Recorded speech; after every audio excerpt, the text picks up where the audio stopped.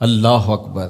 ان پڑھ اور غریب ماں کی یاد میں انہوں نے بڑی خوبصورت باتیں لکھی۔ کہا عالی نسب ہوٹلوں میں کھانا کھانے میں وہ سرور کہاں جو چولہے پر بیٹھ کے ماں کے ہاتھوں سے پکی ہوئی چپاتیاں کھانے میں۔ عالی جناب، حضرت صاحب، قبلہ عالم، کیا کیا لفظ بولے جاتے ہیں سٹیجوں کے اوپر، لیکن ان لفظوں کا وہ نشہ نہیں ملتا جو ماں کی زبان سے اوئے ببلو اور اوئے مٹھو میں رکھا ہوا ہے۔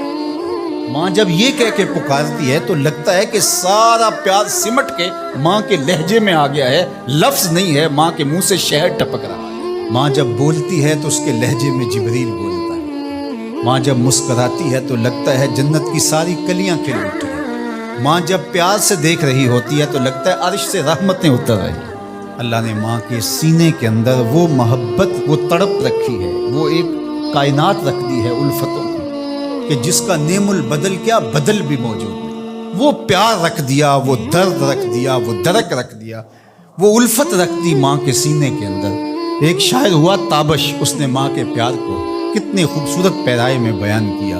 ایک مدت سے میری ماں نہیں سوئی تابش، میں نے ایک بار کہا تھا مجھے رات کو ڈر لگا۔ ایک دن بچپن میں میرے منہ سے نکلا تھا امی مجھے رات کو سوتے ہوئے ڈر لگتا ہے۔ میں بوڑھا بھی ہو گیا ہوں، میری ماں اب بھی میرے بستر پہ پھونکے مارے کہ میرے بیٹے کو رات کو ڈر نہ لگے۔ یہ ماں کے سینے کا پیار ہے، ماں کی الفت ہے، یہ ماں کی تڑپتی ہوئی ممتا ہے۔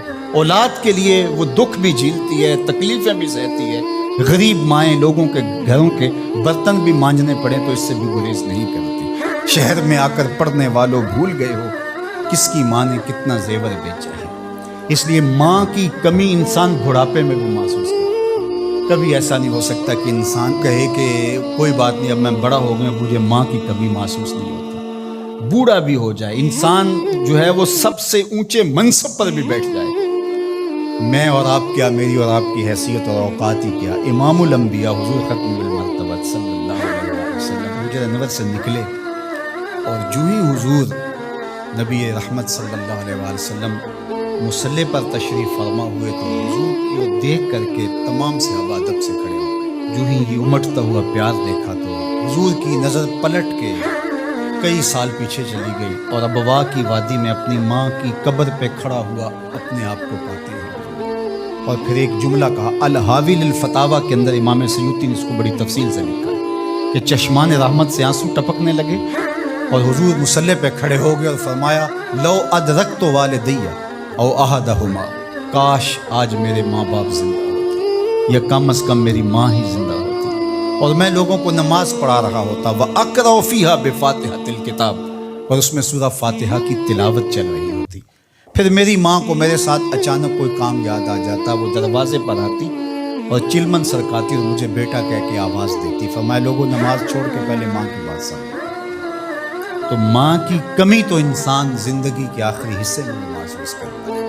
پھر اس سے بڑا منصب کس کا ہو سکتا ہے جو امام الانبیاء کا منصب ہے؟ اتنا بڑا اعزاز کس کا ہو سکتا ہے جو خاتم المرسلین کا اعزاز ہے، جو محبوب خدا ہے، کونین کے مالک ہیں، لیکن ماں کی کمی کو وہ بھی محسوس کرتے ہیں، ماں و شمع کی شمار میں ہے۔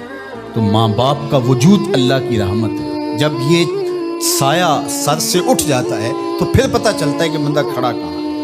جب گھنے درخت کے سائے میں بیٹھا ہو اور وہ درخت ساری دھوپ اپنے پتوں میں جذب کر رہا ہوتا ہے اور نیچے بیٹھنے والے کو چھاؤں فراہم کر رہا ہوتا ہے اور اسے نہیں پتہ ہوتا کہ جو مجھے چھاؤں دے رہا ہے وہ خود کتنا جلس رہا ہے، لیکن اچانک جب سایہ ہٹ جائے اور بندہ کڑی دھوپ میں آ جائے پھر اسے احساس ہوتا ہے کہ وہ سایہ کتنا غنیمت تھا۔ جن کے ماں باپ موجود ہیں وہ ان کی خدمت کر کے دنیا اور آخرت کی سرخرویاں حاصل کریں۔